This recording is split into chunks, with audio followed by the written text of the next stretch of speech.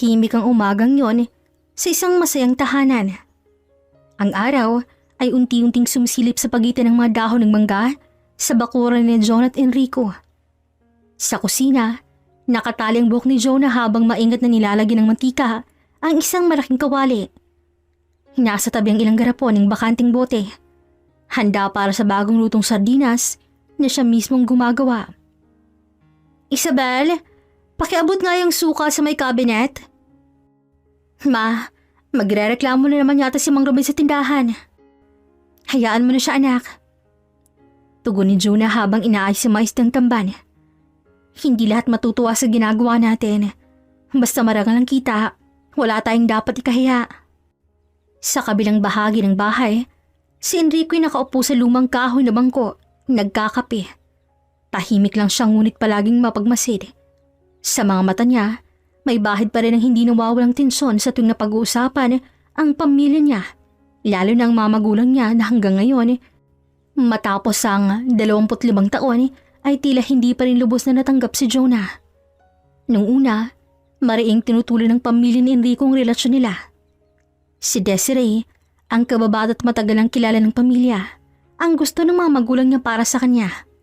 Maganda, edukada at may kaya.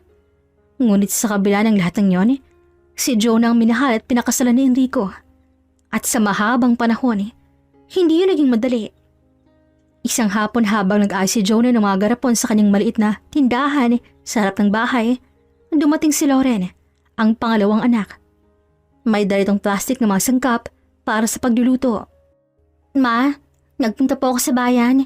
May nakita kong bagong pwesto roon na pwede po nating rentahan para mas lumaki po ang benta natin. Napangiti si Jonah. Salamat anak. Pero alam mo naman, hindi ganun kadali yun. Kailangan natin ng dagdag puhunan. Bigla namang nagsalita si Isabel mula sa gilid.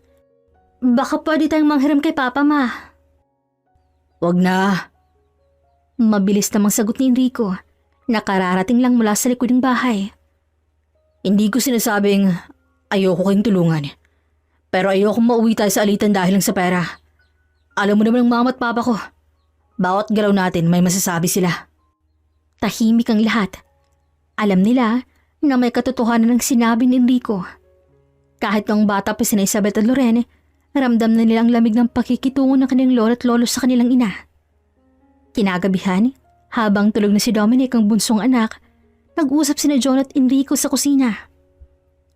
Enrico, matagal ko nang iniisip. Hanggang kailan ba tayo magtitiis sa ganito? Alam kong hindi mo kasalanan, pero parang wala na yatang pagbago ang pakikitungo nila sa akin eh. Jonah, kung ako lang, matagal ko nang pinutulong distansya sa kanila. Pero magulang ko pa rin sila. At kahit papaano, kinikilala nilang mga anak natin. Napabuntong hininga si Jonah. Hindi niya gustong pigilan ng asawa nang magkaroon ng koneksyon sa kanyang mga magulang. Ngunit sa bawat taon na lumilipas, parang lalong lumalalim ang pagitan nila. Makalipas ang ilang linggo, isang paanyayang dumating. Pinagdiriwang ika-70 kaarawan ng ina ni Enrico. Nakasulat sa imbitasyon na inaasahan ng buong pamilya. Ma, pupunta tayo di ba? Tanong ni Dominic na halatang excited. Napating si Jonah kay Enrico. Sa loob-loob niya, gusto niyang tumanggi. Pero para kay Dominic, na bata pa't walang muwang sa maalitan ng matatanda, hindi niya magawang sumagot ng hindi. Opo anak, pupunta tayo. Pilit ng ngiti. Dumating ang araw ng salo-salo. Magarbong handaan sa malaking bahay ng pamilya ni Enrico. Sa unang hakbang pa lang ni Jonah sa loob, ramdam niyang mga matang nakatingin sa kanya. Ilang mga kamag-anak na marahil, kagaya ng mga magulang ni Enrico, ay hindi rin pabor sa kanya noon pa man. Enrico, anak! Masiglang bati ng ina nito, ngunit walang kahit isang tingin kay Jonah. Kinurot ni Isabel ang braso ng ina na parang sinasabing huwag nalang pansinin. Ngunit sa puso ni Jonah, parang may malamig na kutsilong tumusok. Habang abala sa pagkakwentuhan ng lahat, narinig ni Jonah ang ilang bulungan mula sa mesa sa likod niya. Sayang talaga si Enrico. Kung si Desiree ang pinili niya, mas maayos sana ang buhay na ngayon. Hindi niya sinasadyang mapakagat sa labi para pigilan ang luha. Lumabas siya sandali sa hardin para lumanghap ng sariwang hangin. Doon siya nadatnan ni Desiree mismo. Maganda pa rin, elegante, at tila walang binago ng panahon. Matagal na rin, Jonah. Bati nito, ngunit may halong ngiting mahirap basahin. Oo. Alam mo, hindi naman ako galit sa'yo eh. Pero sana maalagaan mo si Enrico. Marami kasi sa pamilya niya na naniniwala na hindi ko sapat para sa kanya. Parang isang sampal ang mga salitang yon. Ngunit imbes na sumagot ang masakit, ngumiti lang si Jonah. Hindi ko kailangang magpaliwanag sa kanila. Alam ni Enrico kung anong klase akong asawa. Sa kanyang isip, at sa mga salitang yon, tumalikod siya at bumalik sa loob. Pag-uwi nila, tahimik ang lahat sa loob ng sasakyan. Hanggang sa si Enrico na mismong bumasag ng katahimikan. Narinig kong sinabi ni Desiree si Jonah. Ayokong laging nasasaktan sa kanila. Kung gusto mo, pwede nating iwasan ang pagtitipon na yan. Hindi, Enrico. Hindi ako lalayo. Hindi ko hahayang isipin nila na hindi ko kayang harapin ang tingin nila sa akin. Pero isang araw, ipapakita ko sa kanilang mali sila. At mula sa gabing yon, sa kabila ng hapdi sa puso, nagsimulang mabuo kay Jonah ang isang tahimik ngunit matatag na pangako. Napatutunayan hindi lang sa pamilya ni Enrico kundi sa lahat ng isang pusong marunong magmahal at magsakripisyo ay higit na mahalaga kaysa yaman o pangalan.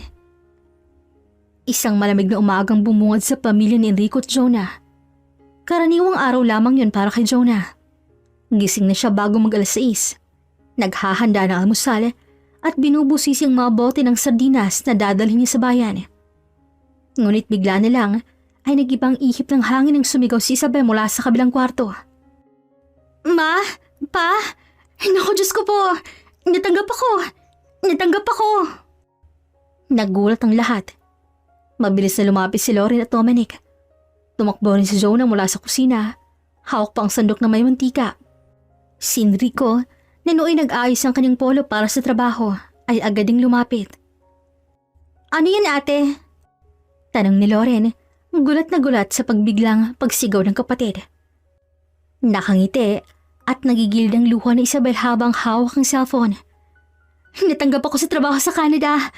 Accountant ng posisyon at lilipad daw ako bago matapos ang buwan. Talaga ba, ate? Canada? Sigaw ni Dominic na agad niyakap ang kanyang ate.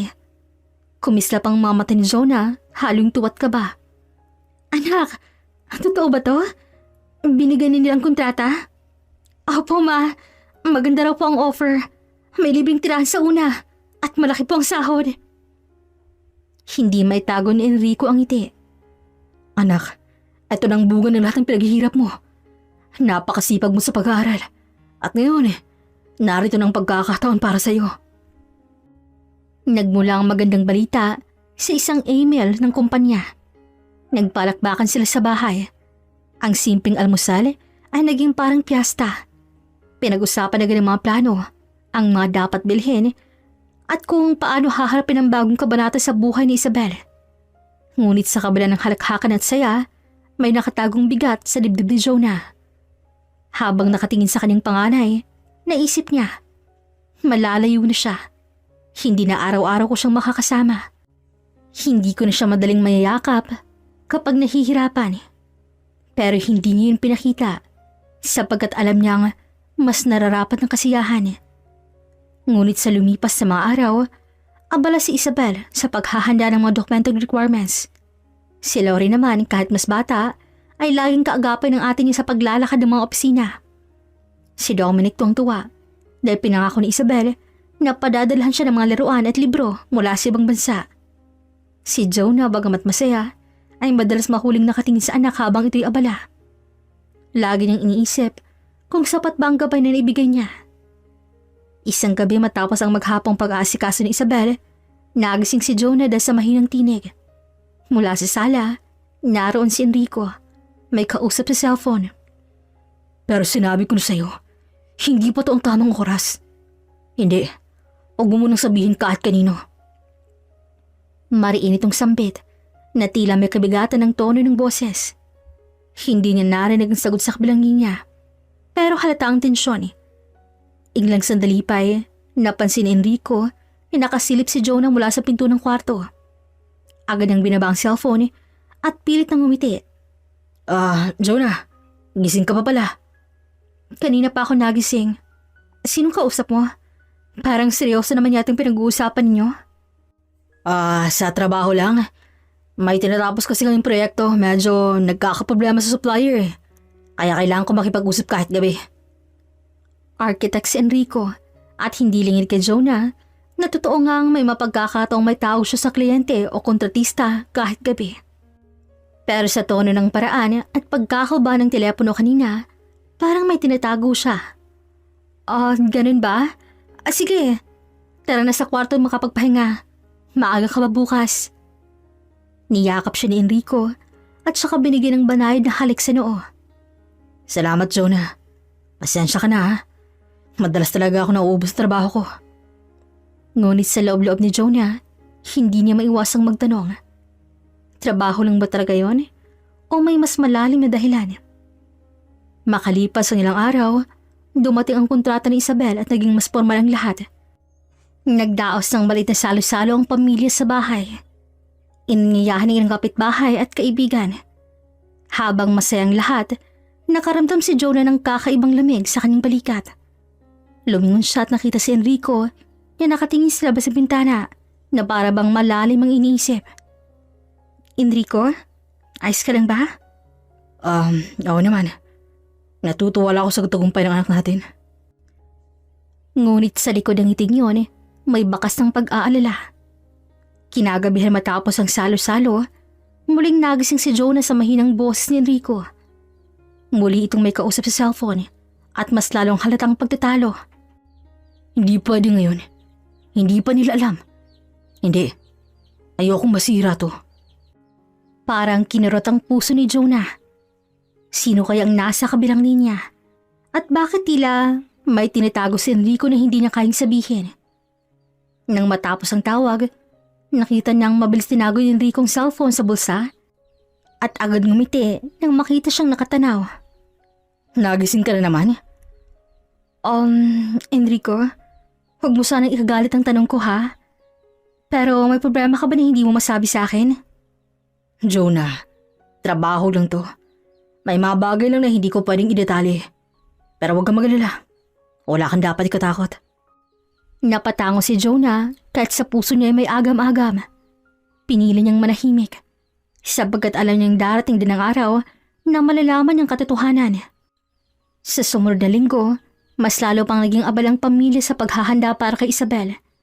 Habang si Isabel ay panay ang pag-ayos ng gamit, si Lori naman ay abala sa pagtulong sa negosyo ni Jonah.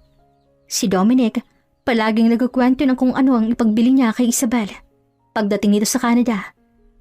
Ngunit sa likod ng sayat pag-asa, nananatili ang mga tanong sa isipan ni Jonah. Sino ang kausap ni Enrico tuwing gabi? Bakit parang may bigat na hindi ito maibahagi? At higit sa lahat, ano ang kinatatakutan nito na maaaring dumating? Sa tahimik na gabi, habang nakatanaw si Jonah sa bituin, dahan-dahang umagos ang luha sa kanyang pisngi. Hindi lang dahil sa nalalapit sa paglisa ni Isabel, kundi dahil sa pangambang baka may mas malalim pang nangyayari na paparating sa kanilang pamilya. At sa kabilang bahagi ng bahay si Enrico, habang tahimik na nakahiga, ay mahigpit na nakapikit dahil alam niyang hindi lahat ng sikreto ay kayang manatili sa dilim. Mainit ang sikat ng araw ng umagang yon sa malaking bahay ni Desiree. Sa loob ng sala, nakaupo si Desiree na hindi mapakali habang nakapamewang si Enrico. Pareho silang halatang matagal nang pinipigil ang mga salitang gustong sumabog. Enrico, hanggang kailan mo pa ba ako itatago? 10 taon na tayong ganito. 10 taon na ako nagkukubli na parang multo sa gilid ng buhay mo. At anak nating dalawa, hanggang kailan siya magtitiis sa walang nakikilalang ama? Sumulyap si Enrico sa bintana, pilit na hindi tinitingnan ng babae. Mabigat ang kanyang dibdib.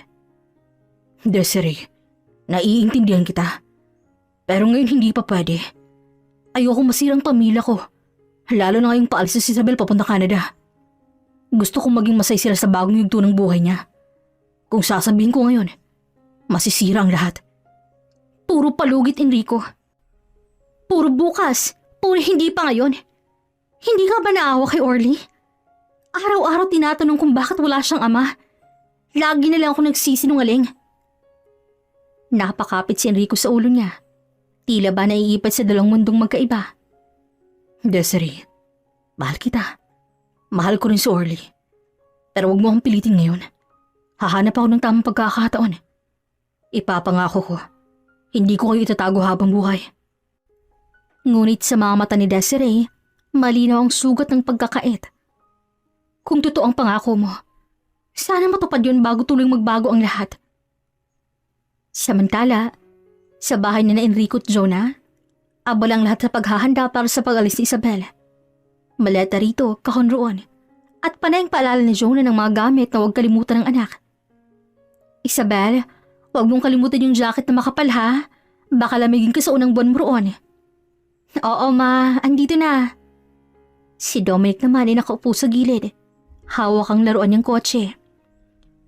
Ate, sigurado bang babalik ka pa rito? Lumapit si Isabel at niyakap ang kapatid. Siyempre Dom, babalik ako. At kapag bumalik ako, marami akong pasalubong sa'yo. Tumango si Dominic. Kahit halatang ayaw pa niyang marinig ang tungkol sa paglisan ng ate niya. Dumating ang araw ng pag-alis. Maaga pa lang, nasa paliparan ng pamilya. Habang papalapit sa oras ng boarding, bumigat ang dibdib ng bawat isa. Anak, mag-ingat ka rin ha, at huwag mong pababayaan ang sarili mo. Niyakap ni Isabel ang kanyang ina ng mahigpit. Oo ma, huwag po kayong mag-alala. Lagi po akong tatawag. Isabel anak, ito ng pagkakataon mo. Huwag mo nang sayangin. Gawin mo lahat ng makakaya mo. Hindi ko po kayo bibiguin pa. Si Loren kahit nakangiti, ay halatang pinipigilan ng luha. Ate, promise ha, magsiselfie ka palagi at ipapadala mo rito. Nagkatawanan sila kahit pilit. Ngunit sa sandaling tumawag ng fight number ni Isabel, biglang dumagundong ang katahimikan. Ang bawat yakap ay puno ng pangungulila. At sa bawat paalam ay ramdam ang pagkawatak ng kanilang puso. Habang unti-unting naglalakad si Isabel, papasok ng departure area, kumakaway ang pamilya niya. Ang mata ni Jonah ay punong-puno ng luha. Hawak ni Enrico ang balikat ng asawa para patatagin siya. At si Dominic ay umiiyak ng walang patid. Ma, bakit kailangan niyo pong umalis? Hindi ba siya pwedeng dito na lang? Tanong ng bata habang mahigpit na hawak ang kamay ng ina. Hinago ni Jonah ang buhok ng anak. Kailangan niyang abutin ang mga pangarap niya anak. Para rin sa kabubuti ng lahat. Pagka-uwi nila mula sa paliparan, tahimik ang bahay. Wala ang halakak ni Isabel. Wala ang presensya ng panganay na palaging nagbibigay ng lakas. Habang nakahain si Jonah ng hapunan, napansin niyang tahimik si Enrico. Para bang wala sa sarili, malalim ang iniisip. Enrico, mula kanina pa kita pinagmamasdan. May iniisip ka ba? Nagulat si Enrico at agad nang umiti. Wala. Bago lang siguro sa biyahe at sa lahat ng emosyon kanina. Ngunit sa loob-loob niya, kumakabang dibdib. Dahil alam niyang sa bawat araw na lumilipas, lalong nahihirapan si Desiree at Orly. Lalong hindi niya alam kung hanggang kailan niya mapapanatili ang dalawang mundong pilit ng pinaglalayo. Samantalang sa bahay ni Desiree, si Orly nakaupo sa kama. Hawak ang isang laruan. Nagtatanong ito sa ina. Ma, bakit hindi pa ako dinadalo ni Papa? Sabi mo, darating po siya ngayong linggo. Ngumiti si Desiree, ngunit may lungkot. Anak, may trabaho pa si Papa, pero darating siya. Hindi ka niya nakakalimutan. Pero bakit parang ayaw na makilala ko sa harap ng iba?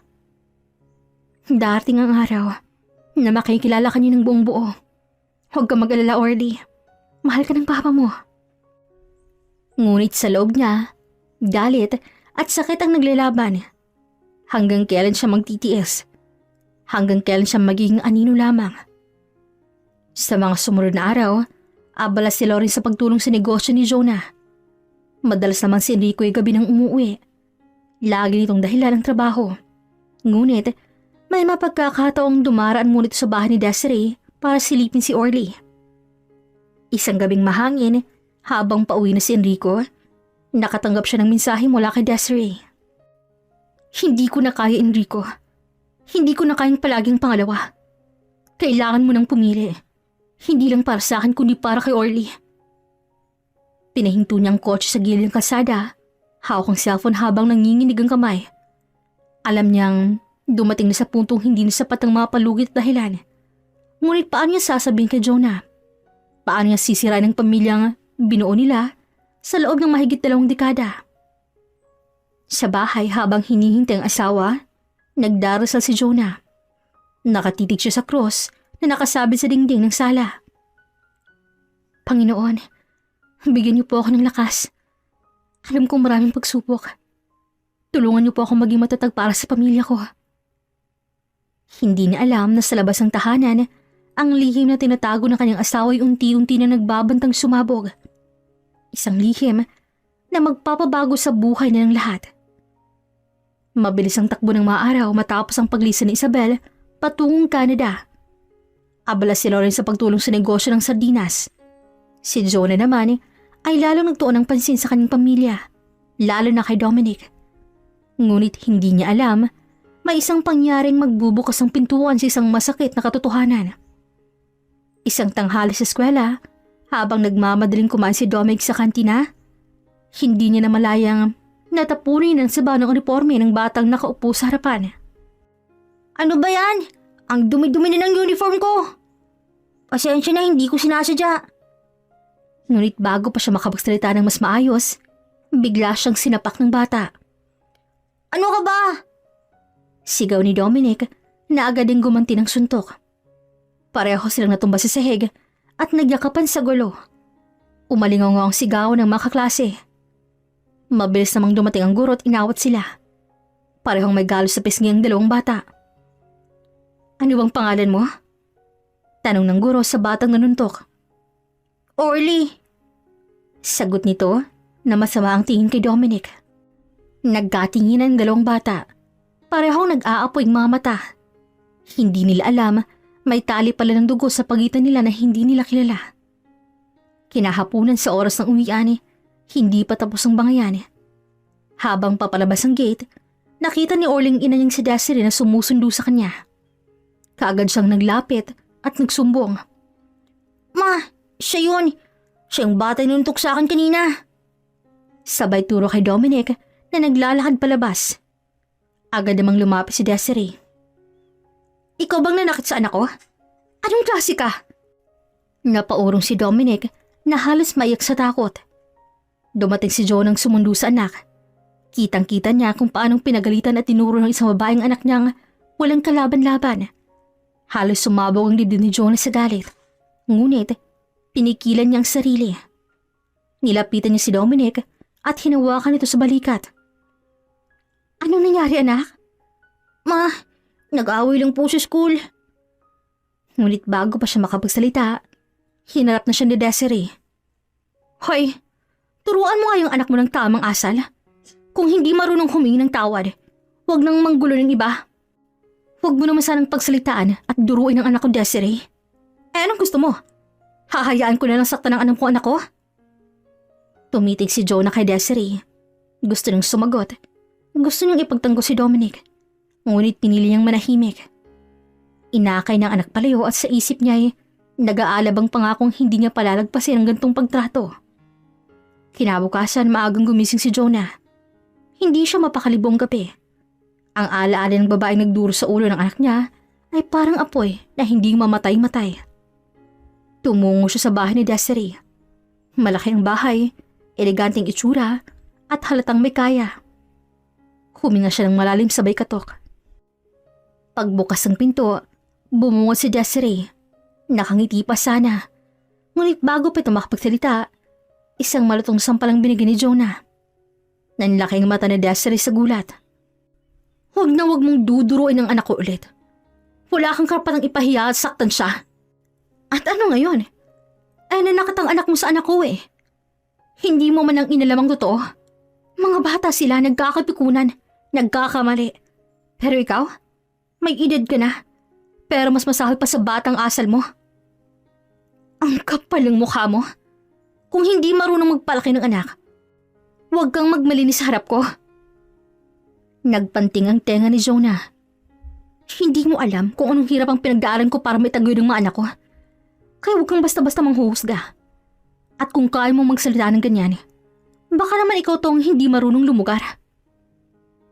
Halos magkatulakan sila sa gate. Ngunit nagpipigil si Desiree. Hindi niya masabi ang pinakamalaking barahan na hawak niya, na si Orly ay anak din ni Enrico. Ang totoo ay gustong-gusto niya nang isigaw ang katotohanan. Ngunit pinipigilan niya ang isip at damdamin. Hindi pa itong tamang panahon. Nakatitig si Desiree kay Jonah. Mabigat ang dibdib. Sa isipan niya, kung alam mo lang Jonah, kung alam mo lang na ang anak ko ay anak din ng asawa mo. Ngunit nanatiling lihim ang lahat. Samantalang si Enrico naman ang dumating, ay napansin ang namumugtong mata ng asawa. Bakit? Tanong niya na agad lumapit kay Jonah. Umiling si Jonah. Wala. Basta tandaan mo lang Enrico, gagawin ko ang lahat para protektahan ang pamilya natin. Hindi na nag-usisa pa si Enrico, ngunit ramdam niya ang bigat ng mga salita ng kanyang asawa. Sa likod nito, lalo siyang naguluhan dahil alam niyang sa oras na sumabog ang sikreto, hindi lang pamilya niya kay Jonah ang masisira, pati na rin si Orly at si Desiree.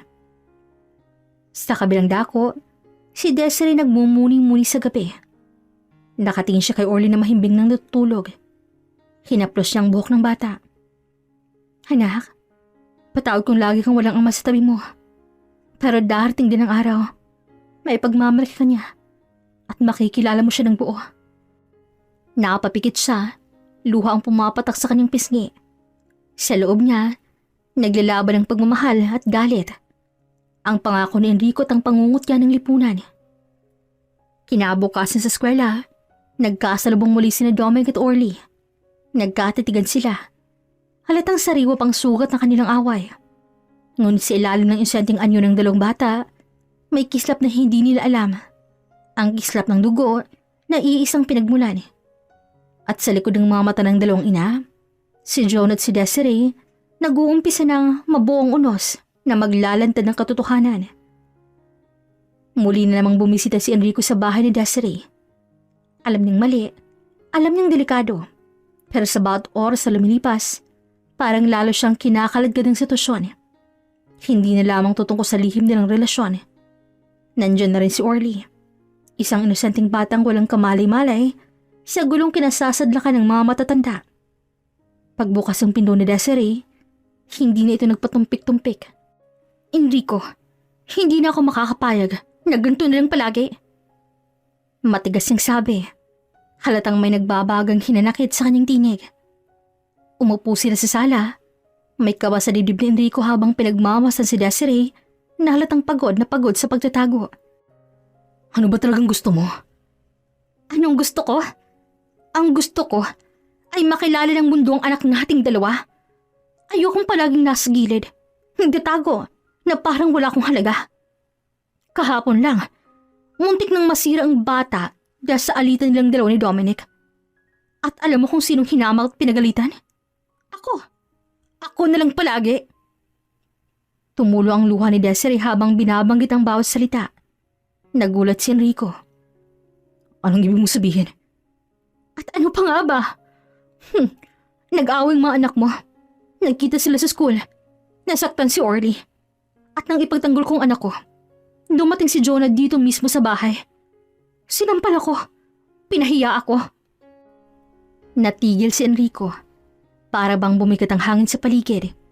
Sa isip nga, unti-unti nang nagdirikit ang mga hiwa-hiwalay ni piraso ng palisipan. Alam niyang hindi magtatagal, mabubunyag din ang katotohanan. Desiree, hindi pa ako handa. Hindi ko pa alam kung paano ko sisimulan. Lalo na ngayon. Si Isabel pa lang umalis papuntang Canada. Nahihirapan na si Jonah. Ayokong dagdagan pa. Hindi mo ko naiintindihan. 10 taon ang lumipas, Enrico. 10 taon na tayong nagtatago. 10 taon na ako nagtitiis na makita kang masaya sa piling ng iba. Habang akong nagbabayad ng lahat ng kapal ng pagkukulang mo. At si Orly, hindi siya mananatiling bata. Darating ang panahon, nahahanapan niya kung sino talaga siya. Hindi nakaimik si Enrico. Tahimik siyang tumingin sa sahig, pilit iniipon ng lakas ng loob. Ang katotohanan ay parang mabigat na bakal na nakadagan sa kanyang dibdib. Pakiusap, Enrico. Kung may pagmamahal ka pa man sa akin, kung may konsensya ka pa, huwag mo na kaming itago. Hindi ko na kaya. Pinikit ni Enrico ang mga mata. Sa loob ng ilang segundo, gusto niyang lumubog sa lupa at mawala. Ngunit, nagawa pa rin niyang magsalita. Bibigyan mo ba ako ng kahit konting oras lang? Hahayaan mo ba ako makapaghanda? Napailing si Desiree, ngunit wala nang nasabi. Sa huli, pinayagan niyang muling lumabas ng bahay si Enrico. Daladalang mas mabigat na pasanin. Samantala sa bahay naman ni Enrico at Jonah, patuloy ang takbo ng buhay. Isang gabi habang nagluluto ng hapunan si Jonah, nakatanggap siya ng tawag mula kay Isabel. Ma, kamusta kayo dyan? Masiglang bati ni Isabel mula sa kabilang linya. Anak, mabuti naman. Eto, abala pa rin sa negosyo natin. Ma, alam mo, iniisip ko, gusto kong palaguin pa yung negosyo mo. Hindi lang basta homemade sardinas, kundi baka pwede natin gawing maliit na pabrika o kahit processing center. Magpapadala ko ng pera kada buwan para makapagsimula ka na, ma. Huwag kang mahihiya. Makakatulong yun para sa kinabukasan ng Lorraine at Dominic. Napaluha si Jonah. Hindi dahil sa pera, kundi dahil sa malasakit ng kanyang panganay. Isabel, napakabuti mong anak. Pero tandaan mo, ayokong palagi kayong maabala. Gusto kong matutunan ni Lorraine at Dominic ang hirap at halaga ng pagsusumikap. Ma, hindi naman po tungkol sa pagiging abala eh. Gusto ko lang makita kayong mas maayos sa buhay. At alam ko, kayang-kaya mong palaguin pa to. Nag-usap sila ng mahaba. At nang matapos ang tawag, nakangiti si Jonah habang pinupunasan ng mga luha. Hindi niya alam kung saan siya hinuhugot ang lakas araw-araw. Pero sa mga pagkakataong to, dama niya nasulat ang lahat ng kanyang sakripisyo. Sa kabilang banda, si Enrico'y lalong lumulubog ng gulo sa sariling konsensya. Gabi-gabi habang natutulog si Jonah, matagal siyang nakatitig sa kisame. Iniisip kung kailan niya sasabihin ang lahat. Kung kailan niya sisirain ang mundo ng pamilya nila. Isang gabi, hindi na siya nakatiis at lumabas siya ng bahay para maglakad-lakad. Sa ilalim ng mga poste ng ilaw, tinanong niya ang kanyang sarili. Hanggang kailan ko maitatago to? Hanggang kailan ko malilin lang si Jonah, si Lorraine, si Dominic, at higit sa lahat, si Isabel na nagbabanat ng buto sa ibang bansa. Habang lumilipas sa mga araw, lalong nagiging komplikadong sitwasyon. Si Desiree ay patuloy na kumakapit sa pag-asa na aamin na si Enrico. Si Jonah naman ay nagiging abala sa pagpapalago ng negosyo. Hindi alam na unti-unti nang guguhang pundasyon ang pamilya nila. At si Enrico na parang isang taong nakatali sa dalawang pader na unti-unting nagdidikit. Handang durugin siya anumang oras. Madalas nang napapansin ni Jonah na tila ba may tinatago ang kanyang asawa. Sa bawat tunog ng cellphone Enrico, agad itong dinadampot na para bang isang bagay na hindi dapat makita ng iba. Kahit sa pagkainan, kahit nasa sala silang magkasama ng mga bata, laging mahigpit ang hawak nito sa telepono. Kung minsan, napapansin ni Jonah ang palihim na lumalabas sa si Enrico para sagutin ang tawag at pagbalik nito nakangiti lang na pilit. Isang umaga habang naliligo si Enrico, naiwan ito sa kamang cellphone. At sa unang pagkakataon, hindi napigilan ni Jonah ang kanyang sarili. Nanginginig ang kanyang kamay nang buksan ng inbox. At doon, bumungad sa kanyang isang text message. Room 306. Same time. Miss you. Kasunod pa nito ay nakasulat ang address ng isang kilalang motel sa syudad. Walang nakarehistrong pangalan sa numero. Ngunit halata sa paraan ng pagkakasulat na isang babae yon. May mga heart emoji pa sa dulo. Parang binuhusan ng malamig na tubig si Jonah. Nanginginig ang dibdib. Naninikip ang kanilang lalamunan. Gusto nang isigaw ang lahat ng sama ng loob. Pero, nanaig ang kanyang matinding pangamba na baka siya ang mali. Ngunit sa kaibuturan ng kanyang puso, alam niyang hindi yun simpleng hinala lang. Kaya naman kinabukasan, lihim na sinundan ni Jonah ang kanyang asawa. Nakita niyang pumasok si Enrico sa motel, mabilis na parang sanay na sanay. Naghintay siya ng ilang minuto bago pumasok din. Ramdam ang bigat ng bawat hakbang. At sa pagbukas ni Jonah, bumungad ang pinakamasakit na tanawin sa kanyang buhay. Si Desiree nakapatong kay Enrico. Parehong hubad-hubad. Parehong nakapikit sa kaligayahang siya mismong matagal ng inaasama mula sa kanyang asawa. Para bang biglang gumuhong mundo ni Jonah. Hindi siya nakapagsalita agad. Nanginginig ang kamay niyang naglabas ng cellphone at kinuhanan ng larawan ng dalawa. Sa lakas ng tunog ng camera shutter, nagmulat ng mata si Enrico at bumaling sa pintuan. Nanlaki ang kanyang mamata. Jonah! Agad tinulak si Desiree tumayo. Pilit na tinatakpan ng katawan.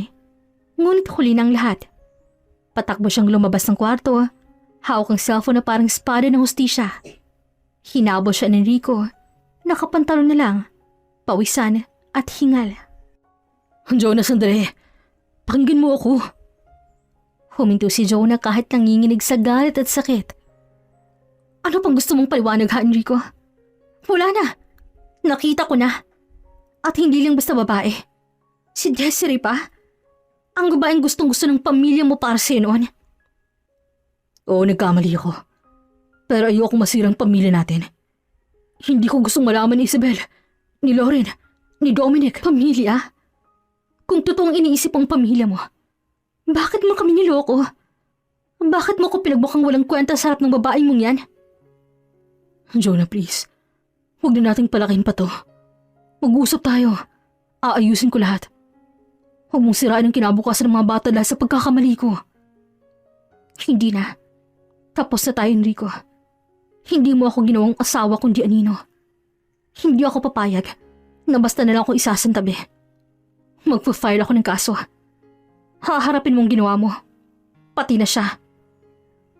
Nanlumos si Enrico, ngunit alam niyang desidido na ang kanyang asawa. Pag-uwi ni Jonah, hindi niya alam kung paano sisimulan ang pag-amin sa mga anak. Tahimik siyang nagluto ng hapunan, pero hindi niya magawang ngumiti. Ang cellphone ay mahigpit niyang hawak. Iniingatan na parang isang kayamanan. Hindi pa man siya nagsasalita, ramdam na ni Lauren ang kakaibang aura ng kanilang ina. Ma, okay ka lang ba? Ayos lang anak. Mamaya may kailangan akong sabihin sa inyo. Habang kumakain sila, tila ang bawat subo ni Jonah ay may kasamang luha. At nang makatulong ni si Dominic, niyayang si Lauren sa sala at kinausap.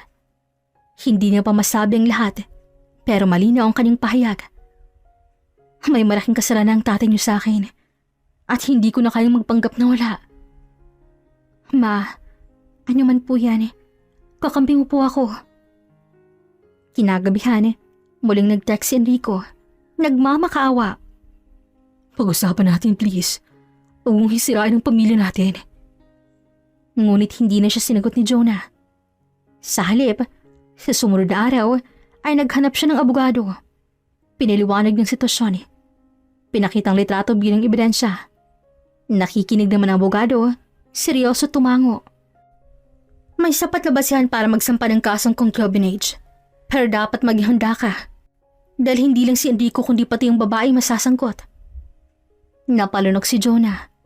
Alam niyang darating ang araw na malaman din ng mga anak ang buong katotohanan.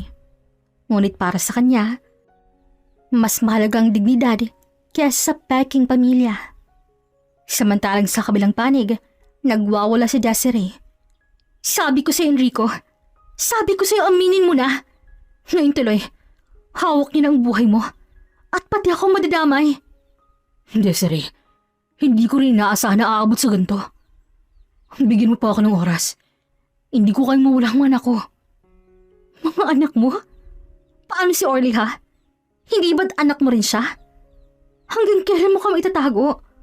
Hanggang kailan ako magtitiis na kabit lang? Hindi na sumagot si Enrico. Napaupo na lang siya, hawak ang ulo, na parang pinagsisihan ng lahat. Ngunit para kay Jonah, ang desisyon ay malinaw. Hindi na siya magpapasakop sa kasinungalingan. Hindi man madali ang susunod ng mga buwan, handa siyang lumaban. Para sa sarili, para sa kanyang mga anak, at para sa dignidad na matagal lang ninanakaw sa kanya. Lumipas ang halos isang linggo at napansin ng mga bata na tila may kakaiba. Hindi umuwi si Enrico. At ang dating tawag o text nito tuwing gabi ay tuluyang nawala. Si Dominic at Lori na nagtataka. Ngunit si Jonah ay nananatiling tahimik. Tila may kinikimkim siyang bigat na ayaw pa niyang ibahagi sa kanila. Hanggang sa isang gabi, hindi na nakatiis si Lauren. Sa kanilang kwarto, kinausap niya ang kanyang ina. Ma, bakit hindi pa rin umuwi si Papa? May problema po ba kayo? Napalinok si Jonah. Matagal siyang hindi nakasagot. Ngunit alam niyang hindi na tama ang patuloy na pagtatago. Huminga siya ng malalim at tumingin ng diretso sa mata ng kanyang anak. Anak, kailangan mong malaman yung totoo. Nahuli kong ama mo. May babae siya. Parang bumagsak ang mundo ni Lauren. Hindi niya napigil ang mapahawak sa kanyang ulo. Hindi totoo yan, Ma. Baka naman nagkamali ka. Wala akong pagkakamali, anak. Ako mismong nakakita. Ako mismong nakahuli. Kaya pala hindi na po siya umuwi. Paano niya nagawa siya sa atin, ha, Ma? Yumakap si Jonah sa kanyang anak at sabay silang lumuha habang sa kabilang silid ay tahimik na natutulog si Dominic na walang kamalay-malay sa bigat ng katotohanan. Samantala sa ibang dako ng syudad, isang matinding trahedyang naganap.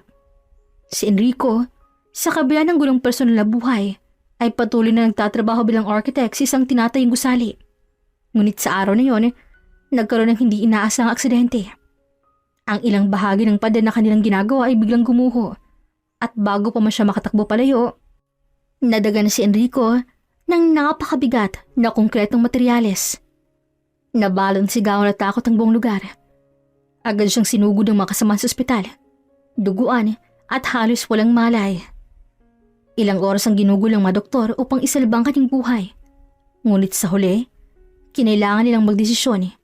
Hindi na may liligtas ang kanyang mga paa dahil sa pagkadurog at impeksyon. Kinailangang putulin ng mga yon upang manatiling buhay si Enrico.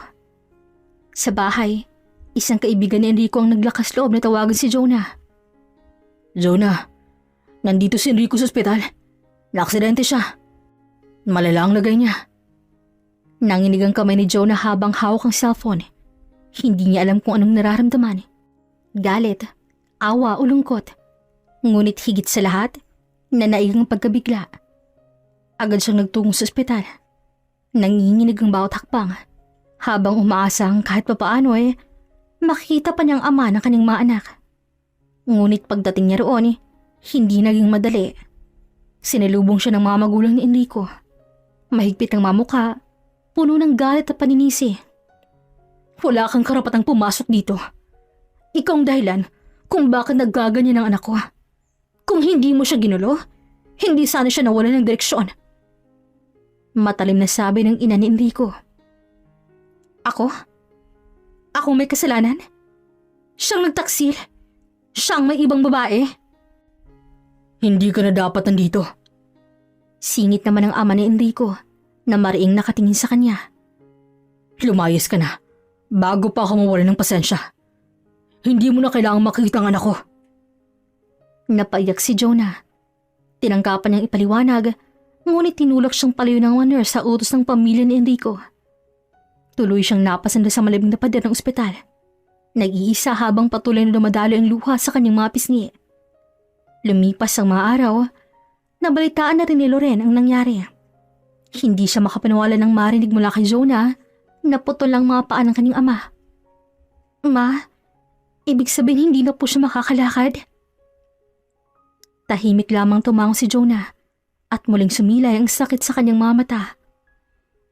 Bakit parang lalo pang humirap ang lahat? Galit ako sa kanya, Ma. Pero bakit ganito? Parang gusto ko pa rin siyang makita.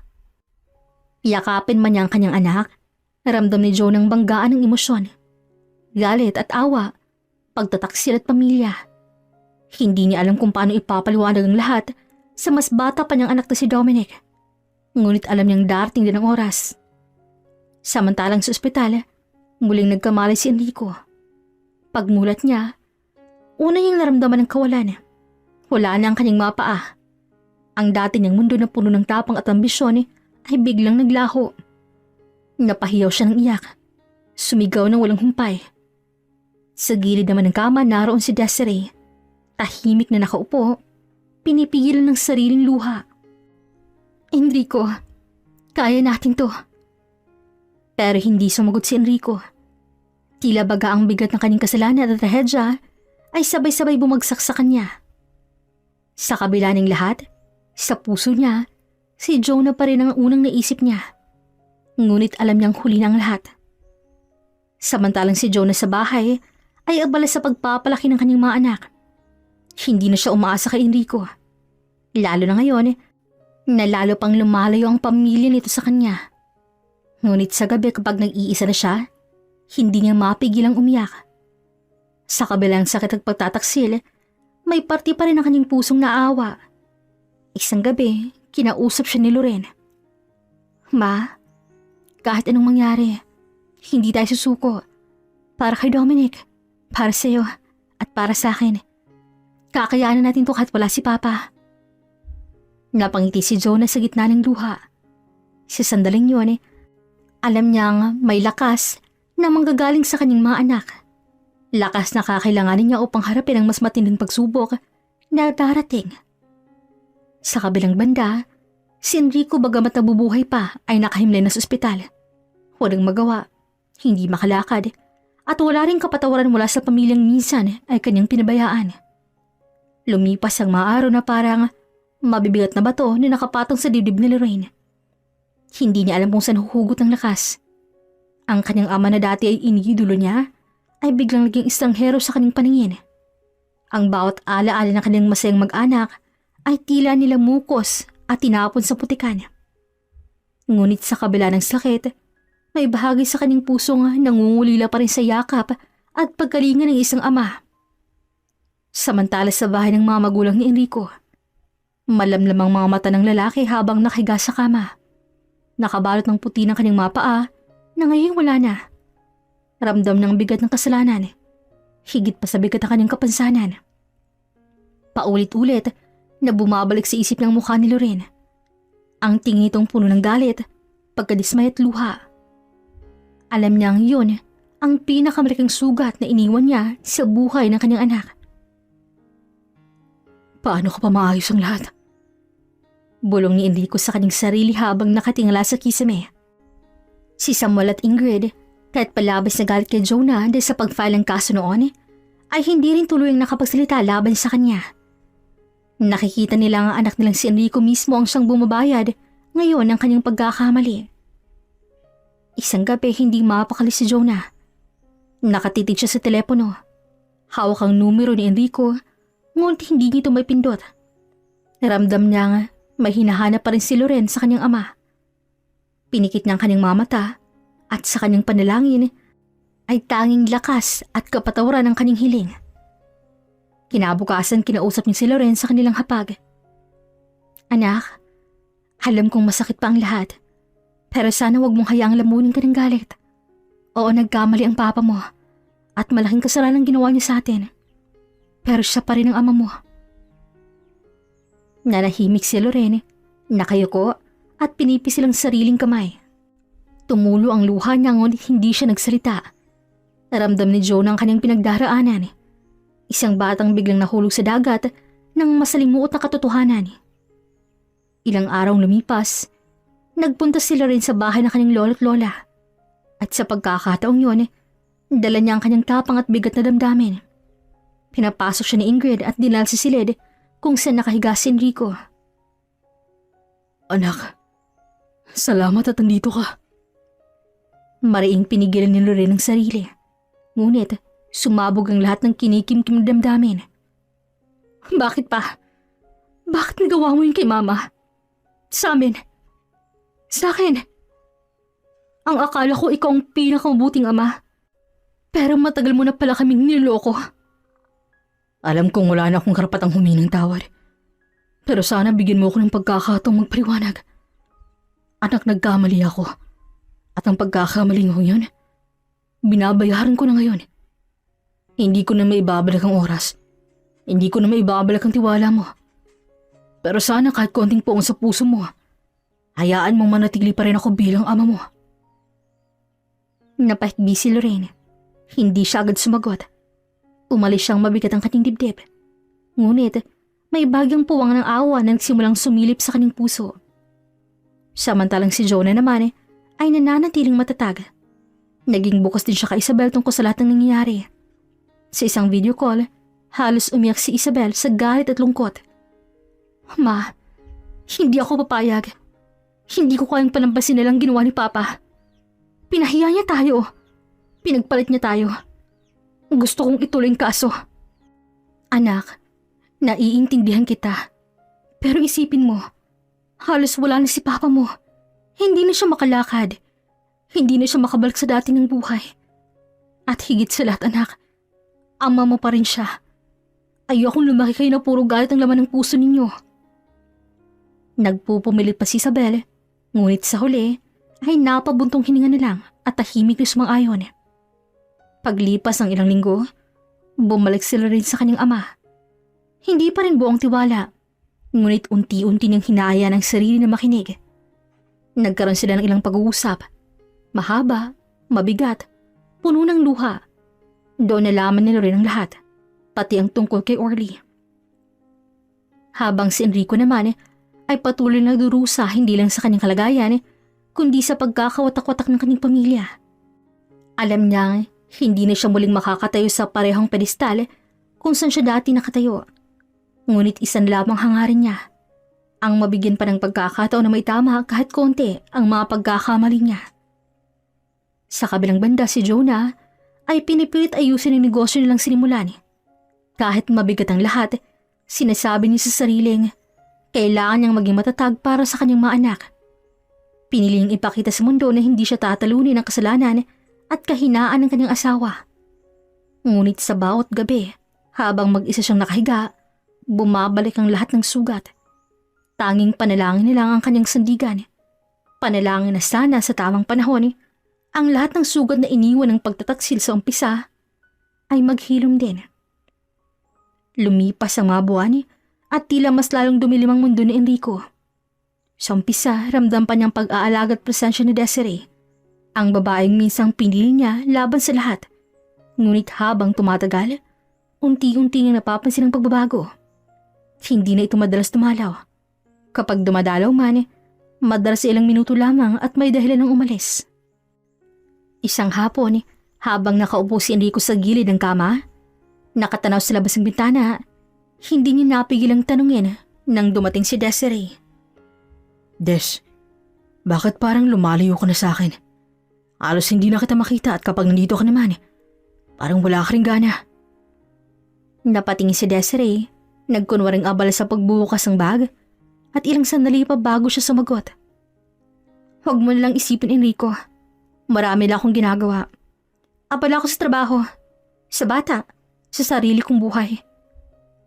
Alam kong may iba pa. Hindi lang to sa trabaho mo. Sabihin mo na lang, Des. Bakit ka nagbago? Enrico, hindi ko na kaya. Hindi ko na kayang maging tagapag-alaga mo. Hindi ko na makahanap sa'yo yung hinahanap ko noon. Ang init, ang lakas, ang pagiging lalaki na siyang nagpapalapit sa akin sa'yo. Wala na yun. At ako, ayoko ring ipilit ang sarili ko. Ganun na lang ba, Des? Wala na akong paa. Dahil isa na akong lumpo. Itatapon mo na lang ako. Na para bang basurang walang silbi. Pwede ba? Huwag mo akong pilitin. Hindi ko kayang mahalin ng isang lalaking hindi ko na maramdaman. Hindi ko kayang gantong sitwasyon. Hindi ako katulad ng ibang babae na marunong magsakripisyo hanggang dulo. Hindi ako si Jonah. Sa pundong yon, hindi na napigilan ni Enricong pumatak ang luha. Nanginginig ang kanyang tinig. Kung kailan ko mas kailangan ng pagmamahal mo, saka mo ako iiwan.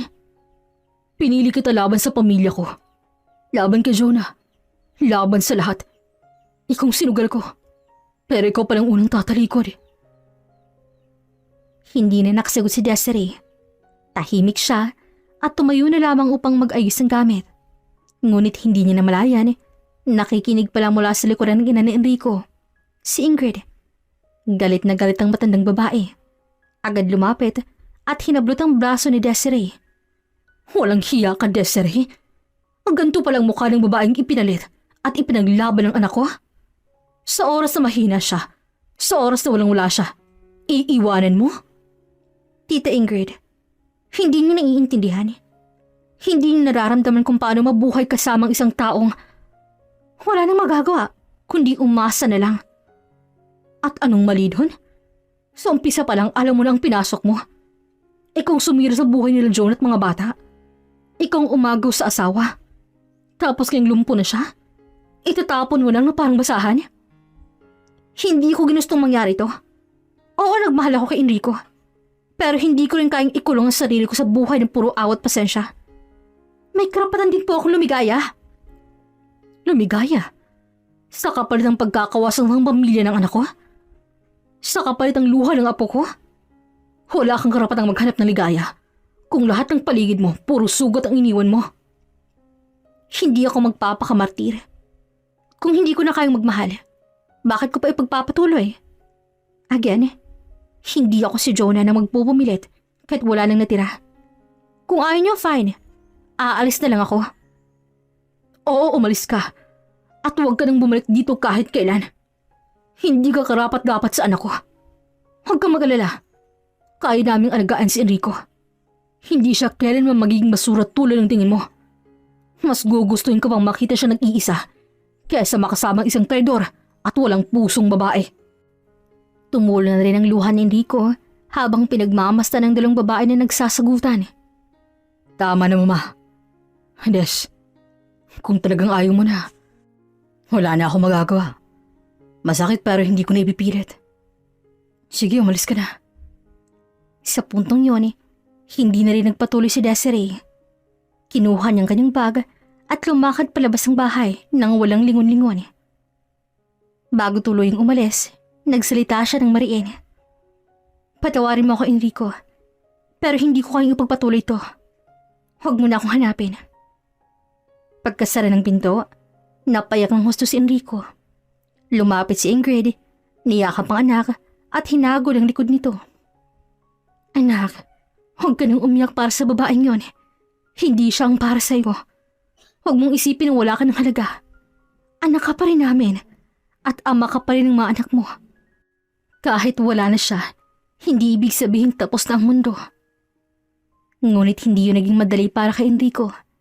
Sa kanyang dibdib, ramdam niyang mabigat na pagkawasak. Hindi lamang ng katawan niya, kundi pati ng puso't dangal niya bilang isang lalaki. Kinagabihan habang mag-isa siyang nakahiga, tumitig siya sa kisame. Humagulhulang tahimik at paulit-ulit na pinibigkas ang isang tanong. Bakit ako iniwan? Bakit sa huli? Lahat sila iniwan ako. At doon, muling bumalik sa kanyang mga alaala ng mga panahong buo pa ang kanyang pamilya. Ang tawa ni Jonah, ang yakap ni Lauren, ang init ng tahanang sinira niya mismo. Ngayon, nasa kanyang mga palad ang kaparusahan. Isang katawang wasak, isang pusong iniwan, at isang pamilyang hindi na mababalikan. Lumipas ang mga buwan, unti-unti nang natatanggap ni Enrico ang kapalarang naka-wheelchair na lamang siya habang buhay. Madalas bumisita sila Lauren at Dominic. Mga anak niya, dala ng awa, at kahit papaano ay pagmamahal pa rin sa kanilang ama. Ngunit si Jonah, hindi kailanman sumilip. Nanatili siyang matatag sa kanyang pasya na hindi na muling haharap sa lalaking labis siyang sinaktan. Samantala, minsan isang beses ay nasipat ni Enrico si Jonah nasa labas ng gate nakaabang. Hindi na lamang ito tinawag dahil alam niyang sa loobin ng asawa. At nang makaalis ang bata, hinawakan ni Enrico ang kamay ng kanyang ina. Ma, napakalaki ng kasalanan ko sa aking pamilya. Sa bawat araw na aking buhay sa ngayon, ay tila nasa gilid ako ng bangin at anumang oras maaari akong mahulog. Nahihirapan na ako, Ma. Mas gugustuhin ko nang magpahinga habang buhay. Kahit pa mapatawad nila ako, hindi na mababalik ang dating masayang pamilya. Huwag kang magsalita ng ganyan, anak. May awa ang Diyos. Mababait ang mga anak mo at ang asawa mo. Magiging maayos din ang lahat. Huwag ka lang bumitaw, anak. Isang hapon habang naglalabas si Jonah sa bakuran, dumating si Ingrid. Mabigat ang hakbang ng matanda na tila ba bawat galaw ay pasa ng bigat ng kanyang konsensya. Pagkakita ni Jonah ay agad niya itong nagulat at saglit na natigilan bago nagsalita. Ma, anong ginagawa mo rito? Jonah, alam kong wala akong karapatang humarap sa iyo, pero gusto kong humingi ng tawad. Matagal na kitang dapat nilapitan, pero pinili kong manahimik. Noon pa man, mas pinili ko si Desiree para kay Enrico. Akala ko siyang makapagbibigay ng kaligayahan sa anak ko, pero nagkamali ako. Pinili mo siya? Ibig sabihin noon pa man alam mo na? Habang ang mga anak ko paulit-ulit yung niloloko? At ngayon ang gusto mong gawin ko? Patawarin ka nila? Oo, nagkamali ako. Pero hindi ko nang bababago ang nakaraan, Jonah. Naiwan na rin sugatan ng anak ko at iniwan din siya ni Desiree. Wala na siyang kasama. Wala na siyang masasandalan. At kahit hindi siya karapat-dapat, ama pa rin siya ng mga anak mo. Huminga ng malalim si Jonah na tila kinakalaban ng sariling puso. Ang luhay bumagsak sa kanyang pisngi. Hindi mo alam kung gaano kasakit ang pinagdaanan ko. Pero matagal ko nang pinatawad si Enrico sa sarili ko. Hindi para sa kanya, kundi para sa akin. Ayoko na mabuhay sa puot. Kaya kung humihingi ka ng tawad, tinatanggap ko na. Matagal na. Pero wag mong asahang babalik pa ako sa kanya. Biglang yumakap si Ingrid kay Jonah at nagtagpo ang kanilang mga luha. Sa wakas, bumukas ang pintuan ng pagpapatawad sa pagitan nila. Samantalang sa kabilang banda, dumating ang tawag mula kay Isabel. Nais nitong tuluyan ng kunin ng pamilya para magsimula ng panibagong buhay doon. Ma, hindi na ako mapalagay dito. Nakikita kong paghihirap ninyo. Gusto ko nang dalhin ka, sina Loren at si Dominic dito. Maayos at magandang sahod ko. Pwede kang magnegosyo o magtrabaho dito, ma. Anak, handa na ba tayo sa ganitong pagbabago? Iiwan natin ang lahat dito. Ma, minsan kailangan natin magsimulang muli para wala ng sakit na hahabol. Gusto ko mabigyan ka ng bagong buhay, ma. Lalo na po sina Loren at Dominic. Ayoko manatili sila sa alaala ng pagtataksil at puot. Dito, may bagong pag-asa. Pag-uwi ni Isabel upang ihanda ang kanyang papeles, pinili niyang harapin si Enrico. Nasa bahay ito ng kanyang mga magulang. Nakaupo sa wheelchair, payat at tila wala ng sigla. Nang makita si Isabel, kumislap ang mga mata nito. Isabel, anak, butit dumating ka. Hindi ako dumating para bisitahin ka bilang anak ng sabik sa ama. Dumating ako para ipaalam na dadalhin ko na si Mama at mga kapatid ko sa Canada. Doon kami magsisimula. Malayo sa lahat ng sakit na dulot mo. Nanlumos si Enrico. Pilit niyang tinulak ang wheelchair palapit sa anak. Isabel, alam kong wala akong karapatan. Sinaktan ko ang mama mo, pati kayo. Pero wag mo namang alisin sa akin ang karapatang makita kayo. Makasama kayo kahit paminsan-minsan. Hindi ko inaalis ang pagiging ama mo. Pero isipin mo nga, ano bang iniwan mong alaala sa amin ng mga anak mo, ha? Kaya gagawin ko ang lahat para mailiw sila sa sakit na to. Hindi ako galit pa. Hindi na, matagal na. Pero may mas mahalaga pa kaysa sa kapatawaran ko. Aling kaligtasan at kinabukasan ng pamilya ko. At sa huling pagkakataon, lumapit si Isabel at hinawakan ng kamay ng ama. Doon bumagsak ang luha ni Enrico na parang ulan ng pagsisisi na huli na para magbago ng lahat. Kinagabihan, nagtipon sina Jonah, Loren, Dominic at Isabel. Ipaniliwanag ni Isabel ang lahat.